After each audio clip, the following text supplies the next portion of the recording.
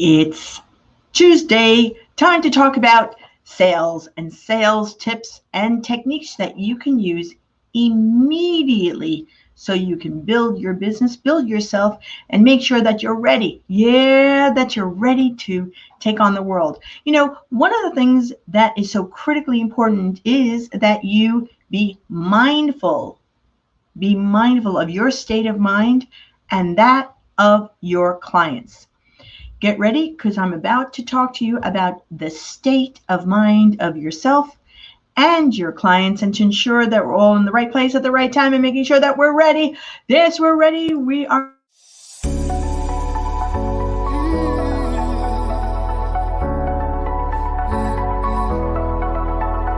We're both brave, seen, heard. We're paid well, both brave, seen, heard. We're power women. I'm a power woman, bold and brave and well paid. Woman, I've seen and heard a great leader. Woman, we're experts and leaders expanding together as woman, connecting and growing, we're powerful. Power Women. Be bold, be brave, be seen, be heard, and be paid well.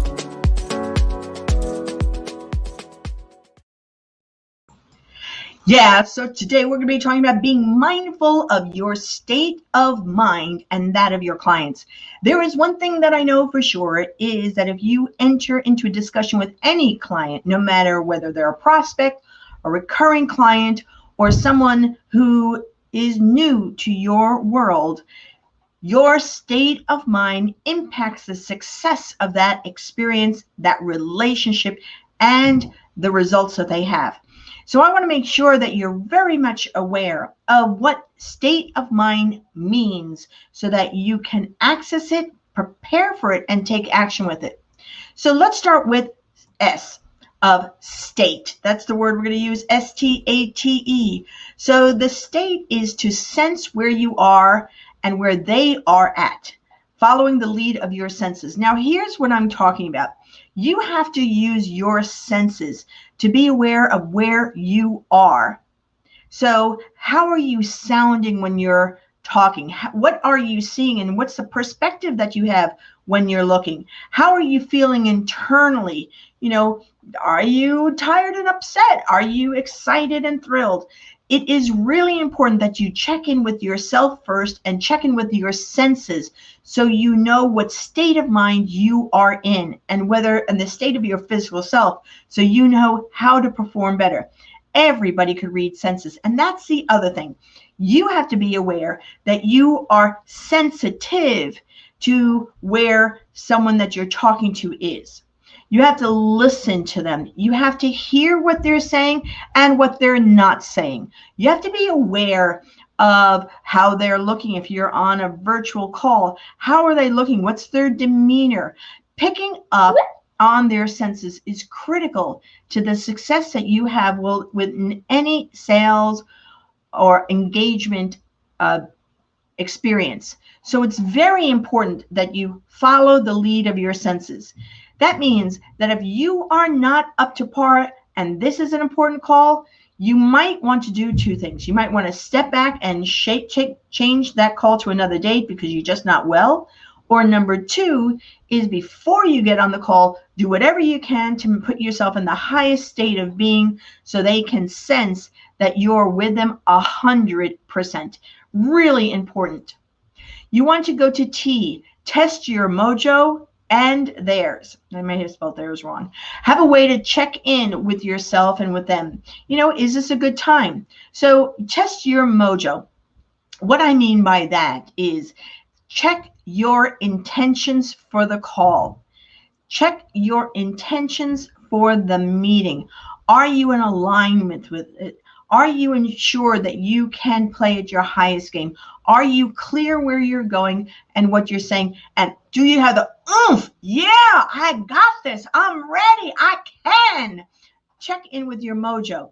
The other thing you want to do is check into their mojo.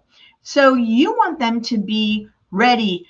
They want to listen to you. You want them to feel excited about this conversation. And the way to make sure that is whatever you do the day before, 2 days before. Have you confirmed the appointment? Have you sent them an outline of the call? Are you clear about what your timing is? Are you confirming with them we're only going to be on the call for 15 minutes?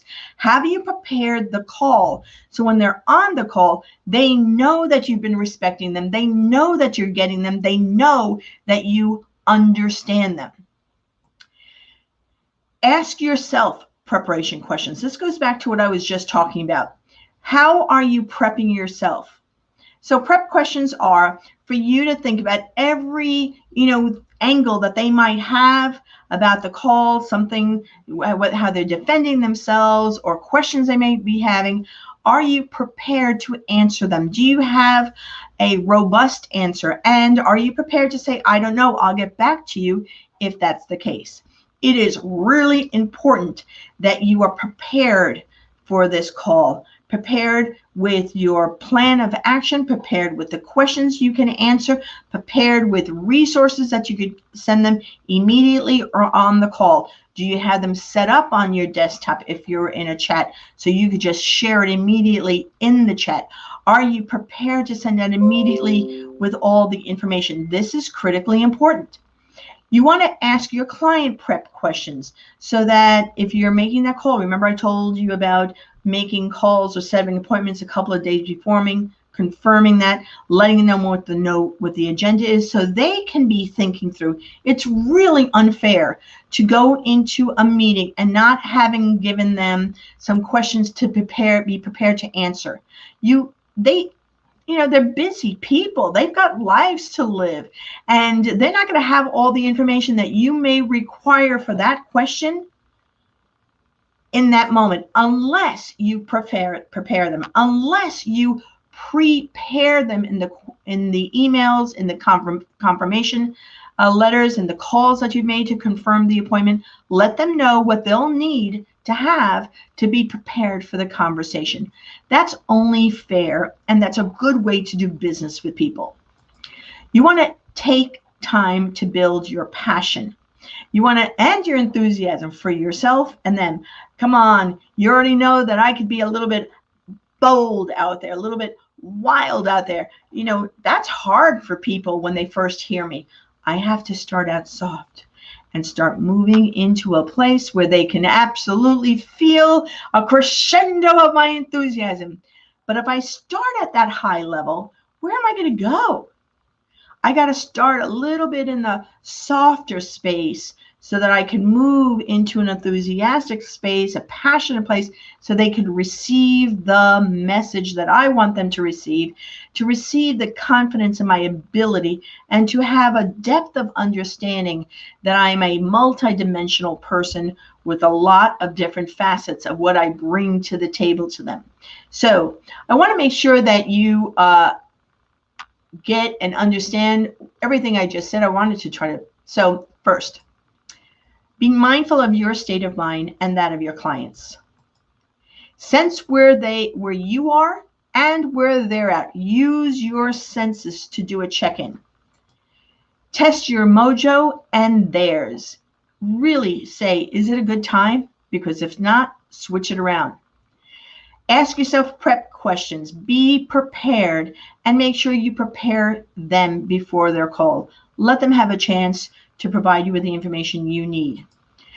Make sure you take the time to build your passion and enthusiasm. Go slow. The same with them. Go slow. So my name is Pegeen. You can check me out at Team Pegeen. And for all of you that are in Elite, I'm so grateful that you're here. Any questions, any comments, you know that you could always ask me. I'm here for you. Have a great, great day.